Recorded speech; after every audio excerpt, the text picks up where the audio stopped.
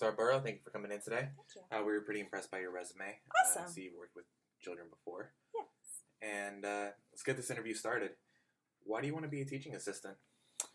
Well, I have worked with children from grades kindergarten through 12th grade, and just being able to help them with anything they need is a satisfying feeling. With elementary school students, what was most rewarding is while helping them with homework or solving a problem or even just listening to them tell me about their day. I am able to see them gain confidence, and that's just so rewarding. All right, so how would you motivate a child with special education needs who doesn't want to take part in classroom activities? I would be as positive as possible in that situation and encourage them to join in the activities that we are doing. And if it's okay with the teacher, perhaps even reward them for joining with stickers or something from a prize box if they have one. I would also talk to the teacher if I could work with them individually. If they are truly adamant about joining, I don't want to force them. So that way the class can still continue in their activities as planned. But I know I would not want to make that a habit, as that could make him or others see that as a way to get out of doing something they don't want to be a part of. So what did you find to be the most difficult aspect of working with children? Um, Probably the most difficult aspect of working with children is not knowing the answer to the why question. When I worked with elementary school kids, it seemed as though why was the question to everything. And since I haven't thought of why something is the way it is or why that is the answer to a problem since I was their age, all I can think of is it is because it is.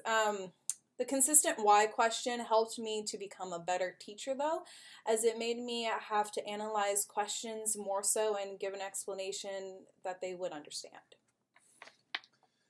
All right, so how do you envision your role in this position by contributing to the overall mission of our organization?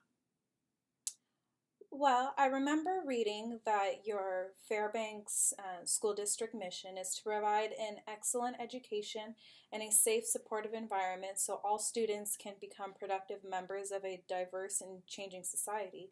So I feel as though my role as a teacher's aide would help to fulfill that mission completely. I would be another set of eyes in the classroom and on the playground to ensure everyone is in a safe environment, as well as I'd be there to help the teacher and the students.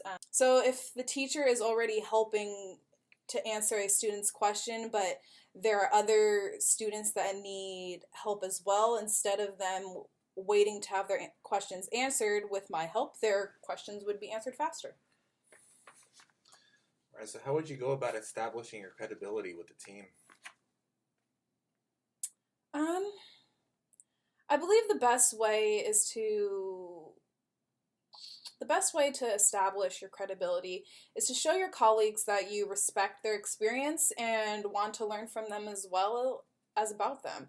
You need to listen, ask the right questions, and most importantly, make sure you understand the answers to those questions.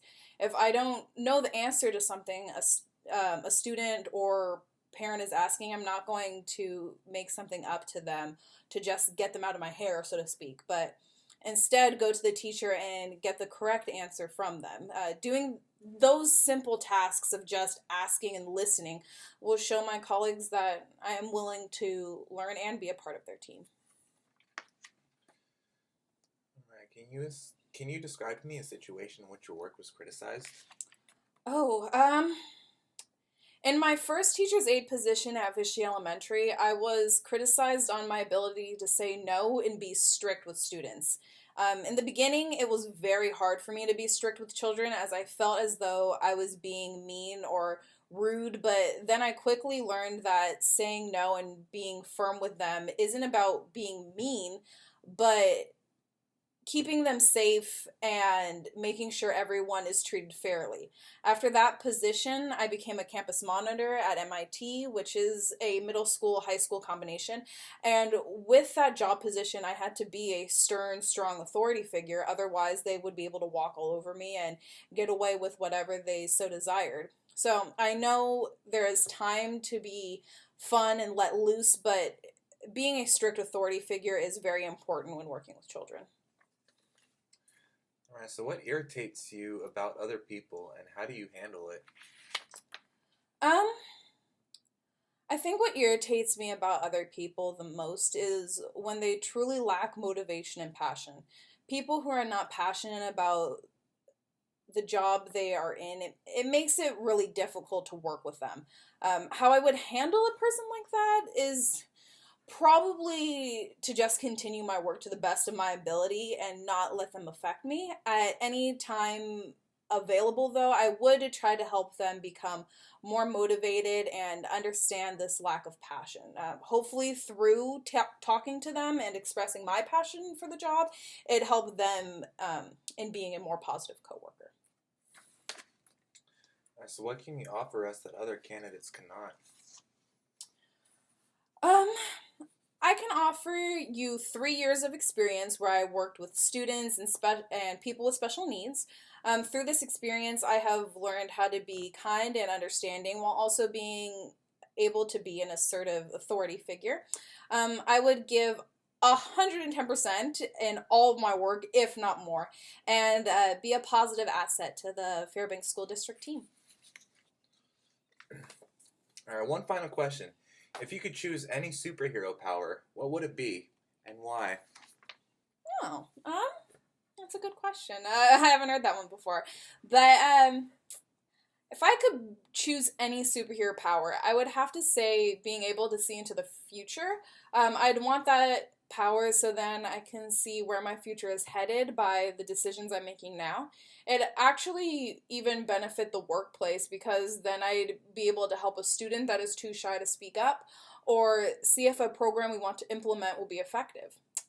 Although I have to say, being Batman wouldn't be a bad superpower. You know, he's rich, he uses his intelligence and skills to solve any problems, but I'll go with the future.